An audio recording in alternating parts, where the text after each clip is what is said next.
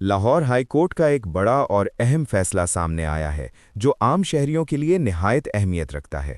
عدالت نے قرار دیا ہے کہ مائکرو فائنانس بینک کو دیے گئے چیک پر سیکشن 489 ایف پی پی سی کے تحت ایف آئی آر درج نہیں کی جا سکتی، یعنی اگر آپ نے مائکرو فائنانس بینک سے قرض لیا ہے اور اس کے بدلے چیک دیا ہے تو چیک ڈس آنر ہونے پر آپ کے خلاف فوجداری مقدمہ نہیں بنے گا۔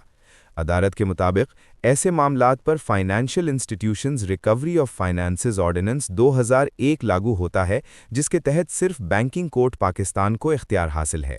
بینک اگر رقم کی وصولی چاہے تو اسے بینکنگ کورٹ میں باقاعدہ دعویٰ دائر کرنا ہوگا، نہ کہ پولیس کے ذریعے ایف آئی آر کروانا۔ اسی بنیاد پر عدالت نے مقدمہ خارج کرنے کا حکم دیا۔ یہ فیصلہ 2026 CLD 303 کے طور پر رپورٹ ہوا ہے اور مستقبل میں ایک اہم قانونی نظیر ثابت ہوگا۔ مزید قانونی آگاہی کے لیے ہمارے ساتھ جڑے رہیے۔